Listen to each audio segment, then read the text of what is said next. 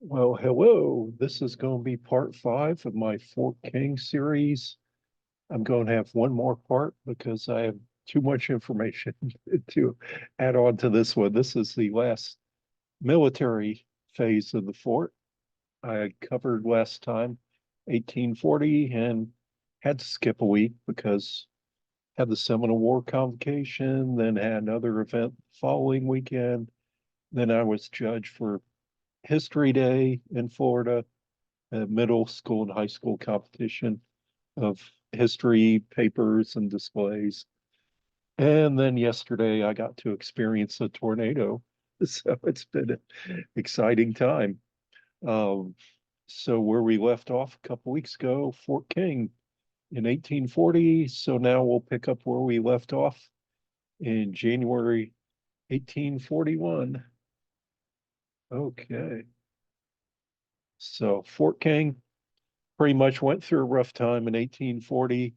And at the end of 1840, Colonel Riley, 2nd Infantry, assumed command, and Captain Casey, first lieutenants, uh, two surgeons. And so now we're in January 1841. You can see there's a lot of officers, a lot going on. Colonel Riley, commanding, surgeon, assistant surgeon is Byrne, who's been there much of the time of Fort King. Lieutenant John Anderson is adjutant. There's his journal was printed in the Florida Historical Quarterly in 2004. Got John Casey and quite a few others. And so the post return show that there's aggregate present 209 soldiers at the post. Following month in February, there's 205 men at the post, two ordinary deaths. Sergeant Byrne leaves and Sergeant Holder remains. So there's only one sergeant there. Two soldiers are discharged by the sergeant. On orders, the quartermaster department will furnish the command of the post with garden seed so the soldiers can grow things and supplement their rations. Commanders will suffer no timber to be cut on public land except for public purposes. So there's no cutting and selling of wood on the military reservation unless you're building the barracks or something with it. March 1841, Surgeon J.P. Porter joins the post. Two soldiers surrender from desertion, 200 men at the post, so pretty much remaining the same. April 1841, announcing the death of President William Henry Harrison. Lieutenant Colonel Riley on leave, First Lieutenant Wessels assumes command. Sergeant Porter, the physician, still present, 181 men at the post. May 1841, Major Plimpton assumes command of the post, 163 men present. One ordinary death. Major Plimpton will be coming and going the next 2 years. Major Plimpton leaves for Fort Russell in June 1841. First Lieutenant Wessels commanding, one ordinary death. The garrison is reinforced by Company D, 2nd Dragoons, and who is in the field, 137 men at the post, 27 men sick, left by the hospital by detachments that are in the field. Colonel Worth takes command of the Army in Florida this June 1841. That means Walker Armistead. He has left Florida at this point.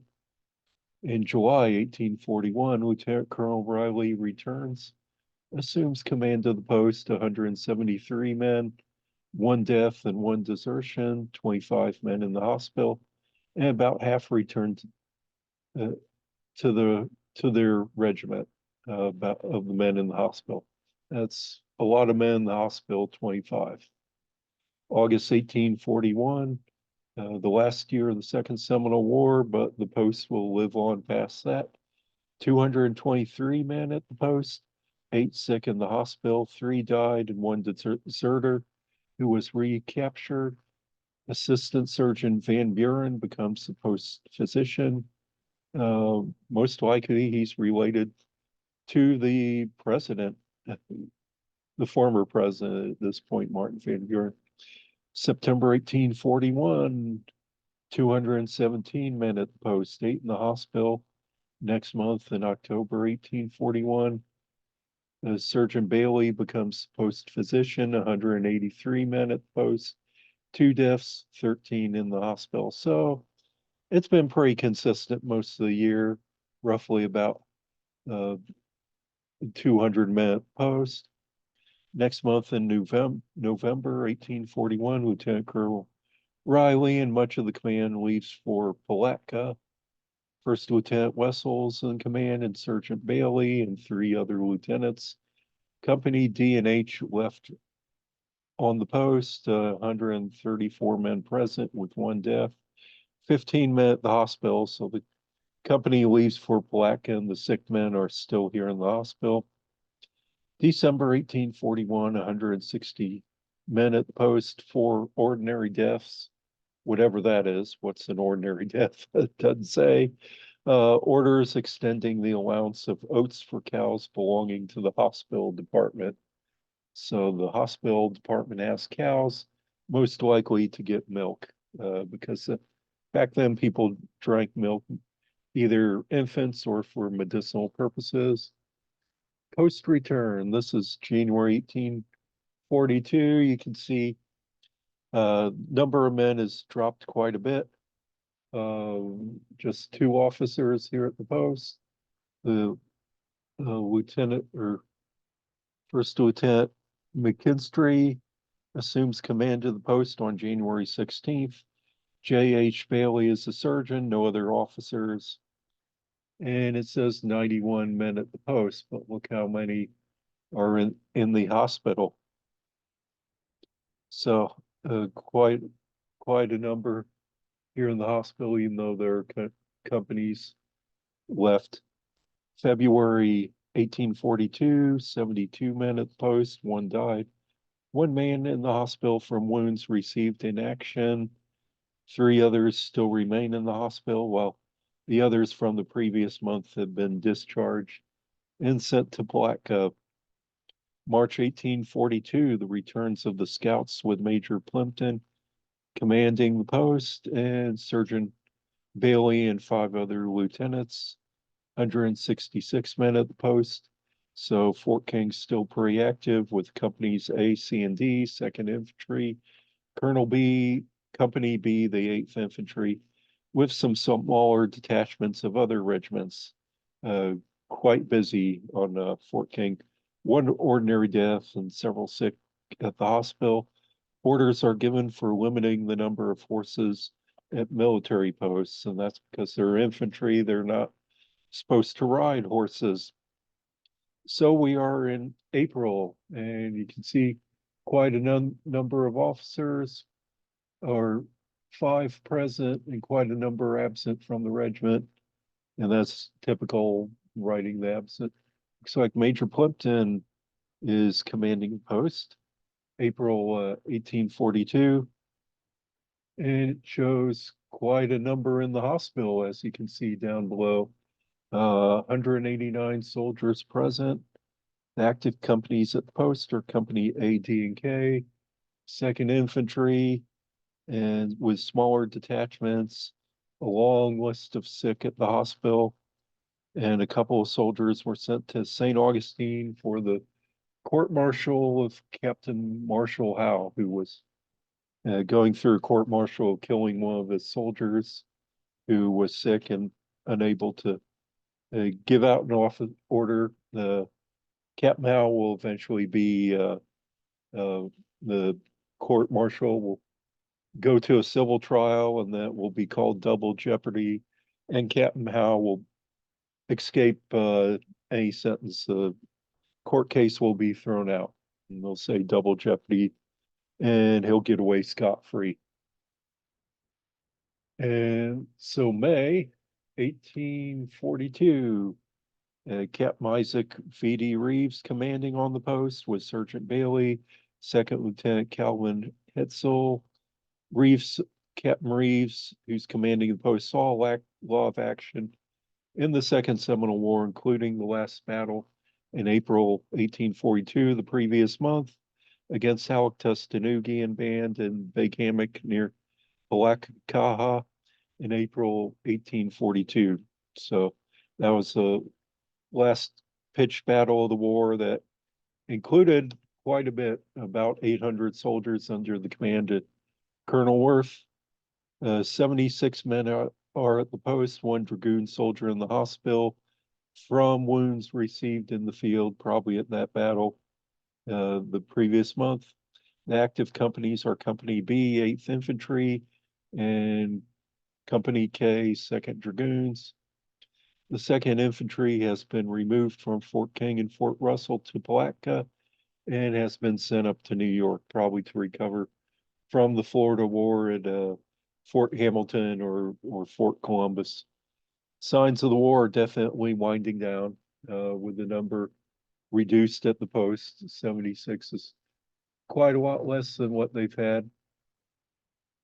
And so June 1842, you can see the number at the post. Captain John Page assumes command of the post. William Leverly is the sergeant, and 3 lieutenants remain.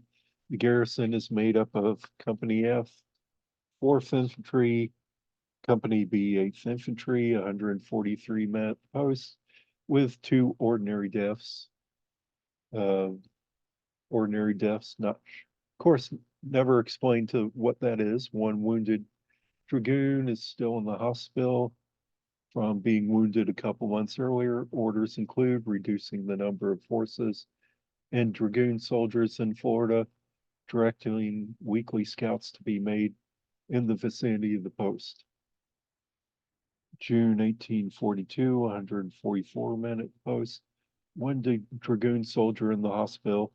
Orders relative to the interment and remains of officers at St. Augustine. So this the orders given to collect the remains of Major Dade's men and officers killed in the war and soldiers killed in gallant actions who are reburied under the pyramids in St. Augustine at this point. So in August 1842, Captain Page is relieved by Captain Thomas Gwynn, 8th Infantry. The garrisons is Company A and B, 8th Infantry. The 4th Infantry departs for St. Augustine, 135 men at the post. 1 dragoon soldier is still in the hospital from wounds received in April. Orders include, and in the bottom right, zoom in on that. They're relating to the abuses committed by officers and non-commissioned officers. That's right in the middle. And that's kind of significant because the Journal of Dragoon Soldier Bartholomew Lynch listed abominable conditions and just horrible behavior of officers and non-commissioned officers. The officers whipping and beating men for nothing on a whim of that they didn't like the way the soldier saluted, or the non-commissioned officers stealing all the rations and selling it to the post sutler, or the putting in a deal to sell the men their own rations back and pocketing the money. Also rescinding previous order concerning public horses, ordering the reinterment of the remains of the officers in St. Augustine, and announcing the termination of hostility. So now the Second Seminole War is over, the post will remain active for about the next 6 months. September, the number of men stays the same, 134 men at the post. October 1842, 141 men at the post. Let's look next November 1842. Captain Gwynn still commands the post, but joined by 3 more officers, 135 men at the post. Private Roberts, 2nd Dragoon, who has been in the hospital since April, 4 wounds received in action, is given a certificate of pension. Orders of the Quartermaster Department to furnish all horse equipment.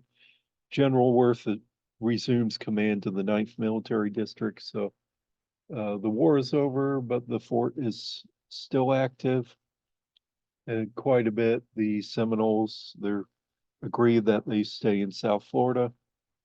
December 1842, Central Surgeon William Van Buren takes up duty as physician, 125 men at the post. January 1843, Captain Edmund Ogden assumes command of the post. With the departure, Captain Gwynn, 100 men at the post, things are winding down. And the last month post return we have is February 1843. Last month, Captain Ogden commands the post with Sergeant Van Buren, Second Lieutenant Hetzel. Company B, 8th Infantry is remaining. Company with the garrison. In the field, you see that only one company and only one soldier listed in the hospital. Orders, Lieutenant Colonel Belknap is commanding the 8th Infantry. William Belknap, he's spent part of the majority of the war in Florida. After this, he'll go out west and he will die at Fort Washita in 1851, I believe. There are no post returns for the month of March. The remaining garrison abandons the post for Palatka, Fort Shannon on April 7th. The post actually is abandoned in March 1843. And that's it for Fort King's military phase. The next part I'm going to have is what happens to the fort for the next 100 years. It's quite interesting. The life of the fort is far from over. That's going to be a part that was too long to add to this. And I'll just go ahead and end it here. And thank you for joining me.